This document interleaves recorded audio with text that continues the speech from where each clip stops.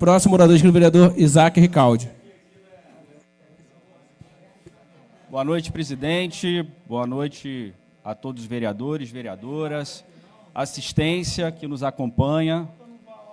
Eu quero, presidente, inicialmente agradecer a solidariedade que recebi de vários colegas aqui em razão do falecimento do meu pai na última terça-feira. É um momento sempre difícil, mas a vida segue, né? E esse apoio que a gente recebe é sempre muito importante, ajuda a gente a passar por esses momentos de dor, de dificuldade. Presidente, eu quero, antes de mais nada, também fazer votos que a gente tenha um período legislativo bastante produtivo. Acho que essa casa tem muito a entregar para a cidade. Acho que nós precisamos prestar um pouco mais atenção na nossa produtividade, né? Tem muito projeto aqui, bastante relevante, elaborado por vários vereadores aqui, que precisam chegar a plenário para que a gente possa discutir e não se concentrar somente nas mensagens que chegam do Executivo.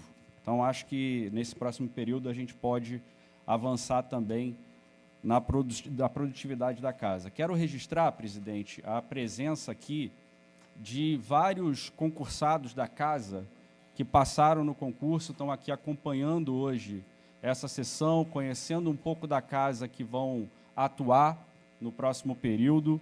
Eu tive a oportunidade de fazer uma reunião com vários representantes desses concursados e tenho certeza que a presença deles aqui nessa casa, como servidores efetivos, com ânimo definitivo na administração pública, vai ser fundamental, vai enriquecer o nosso trabalho interno, e porque são pessoas que estudaram, que se prepararam, que fizeram concurso, foram aprovadas, e algumas delas começam agora a trabalhar aqui conosco, então que sejam também eles bem-vindos.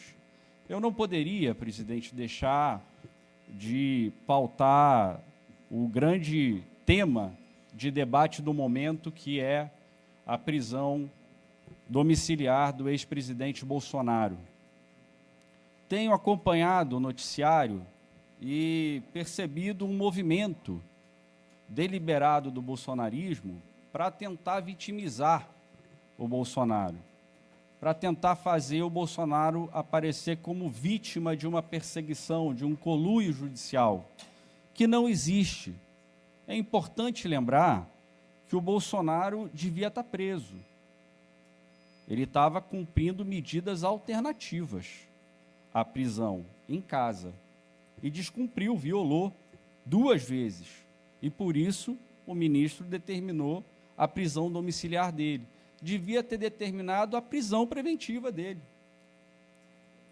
É isso que devia ter acontecido, mas eu também fico eufórico para que esse dia chegue. Ele vai chegar, Bolsonaro vai ser condenado, vai pagar pelos crimes que cometeu, e não foram poucos crimes, foi um movimento continuado de sabotagem da nossa democracia, que se iniciou, me lembro aqui, 7 de setembro de 2022, Bolsonaro disse, num discurso, aquele momento patético com os tanques da Marinha desfilando sobre Brasília, sucateados, porque foi um governo que sequer investiu nas Forças Armadas. Bolsonaro disse que não se submeteria a decisões judiciais e que confiava no apoio das Forças Armadas. Ali já era um momento em que o golpe estava em marcha, estava em curso. Logo depois, ele disse que tinha 3 alternativas para ele: ser preso, ser morto ou vencer a eleição de 2022. E disse que não seria preso, jamais.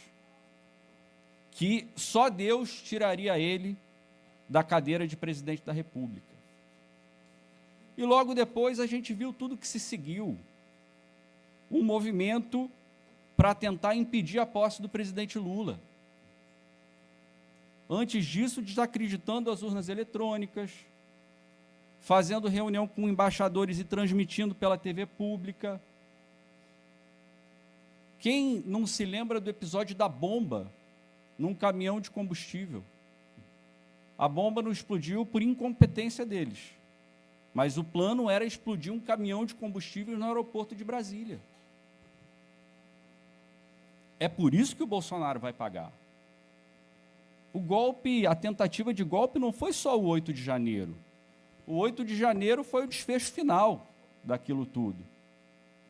Mas foi um processo que incluía, inclusive, o assassinato do presidente eleito, o assassinato do vice-presidente eleito, o assassinato do ministro Alexandre de Moraes e a prisão de outros ministros da Suprema Corte.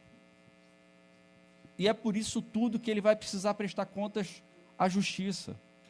Bolsonaro foi o único presidente que não foi reeleito na história desse país. E não foi reeleito porque o povo conhece bem Bolsonaro. Sabe das medidas antinacionais e antipovo que ele adotou. Sabe que ele foi responsável por grande parte das 700 mil mortes que a gente teve por Covid nesse país. E o presidente Lula, eu tenho confiança, tenho repetido isso, o presidente Lula vai ser reeleito, porque tem entregas, porque tem o que mostrar na eleição. Nós estamos vivendo o período com o menor desemprego da história do Brasil.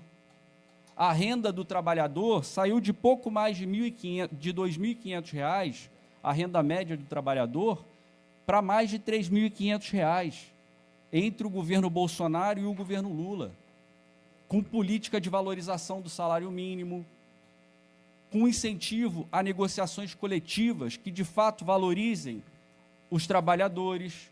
Então, por tudo isso, o Brasil vai se desenvolvendo com um crescimento econômico bastante sustentável e agora vai se portando como um estadista, diante de uma tentativa, inclusive da família Bolsonaro, de ataque ao Brasil, de ataque à soberania nacional, de ataque às instituições. Bolsonaro mandou seu filho para os Estados Unidos para conspirar contra o Brasil. Só por isso já deveria estar na cadeia. Mandou R$ 2 milhões para que ele pudesse se manter lá, conspirando contra o Estado brasileiro. E esse mês ainda recebeu o salário da Câmara de Deputados. Isso é, de fato, vergonhoso. Então, esse movimento para tentar fazer com que o Bolsonaro passe de vítima, ele não cola. E é por isso que todas as pesquisas já indicam que a grande maioria da população brasileira quer ver o Bolsonaro na cadeia. E isso tenho certeza que não vai demorar muito. Por fim, presidente, eu não poderia deixar de falar sobre esse tema que surgiu aqui dos royalties. Eu começo a ter dúvida se o melhor para a cidade é o acordo ou se o melhor para a cidade é, de fato, deixar o processo chegar no seu curso final.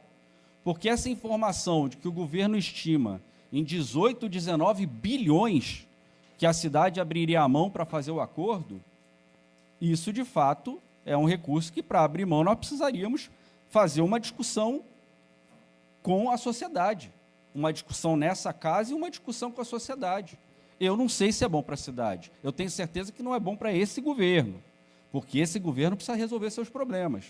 É um governo que recebeu muito dinheiro, mais do que qualquer outro na história de São Gonçalo, e agora está com dificuldade, porque gastou mal, confiava que resolveria os royalties, e isso pode não ser resolvido no prazo que o governo estimava. Mas acho que para a cidade talvez o melhor seja que esse processo, de fato, chegue lá no seu curso final para a gente não perder os 18 bilhões.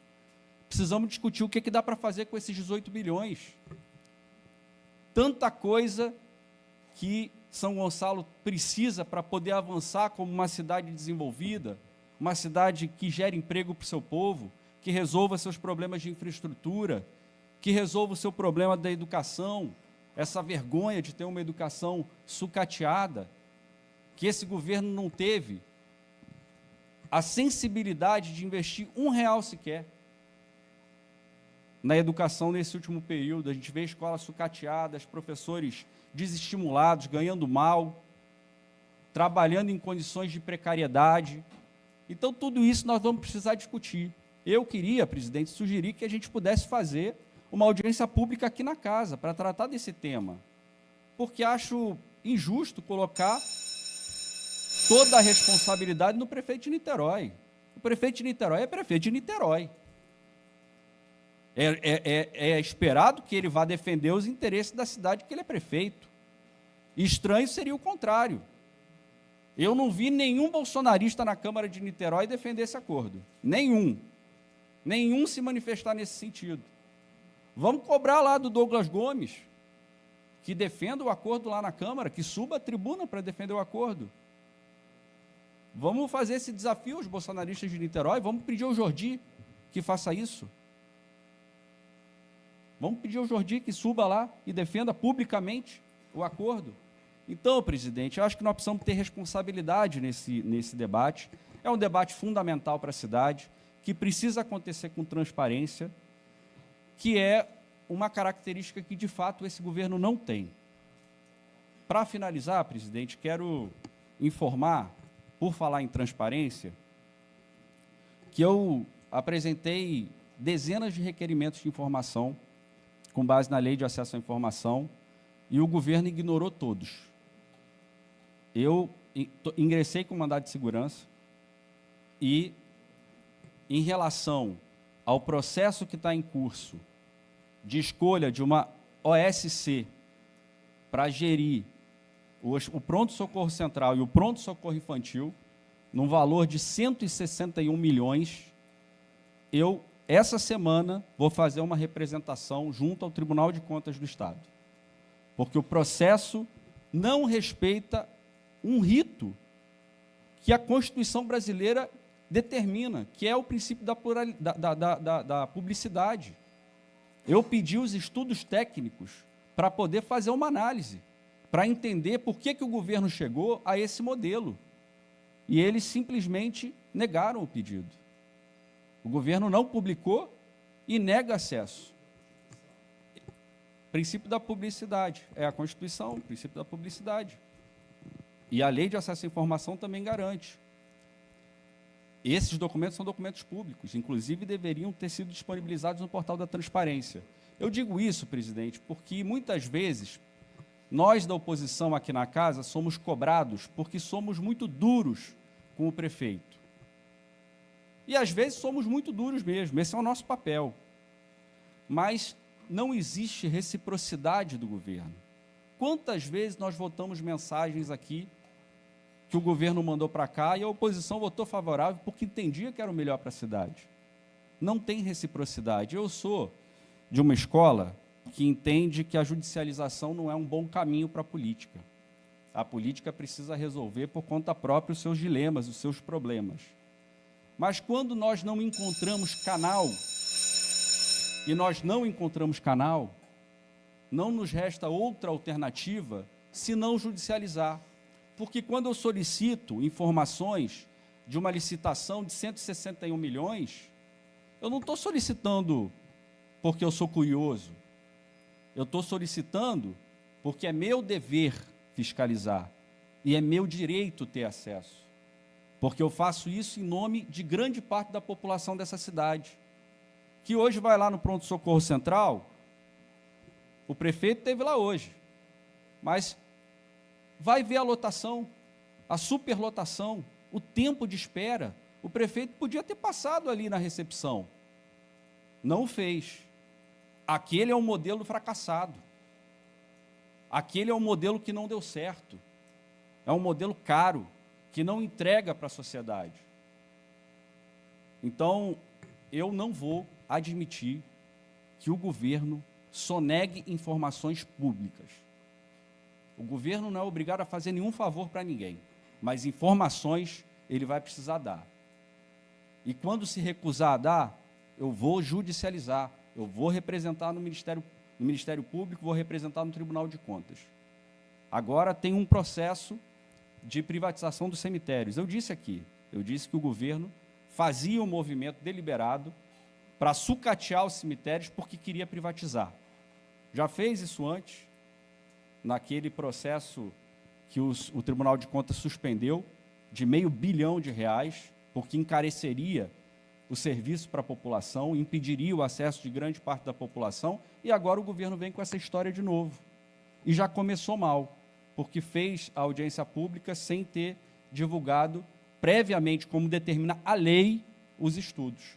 Isso eu também vou precisar representar no Tribunal de Contas do Estado. Obrigado, presidente.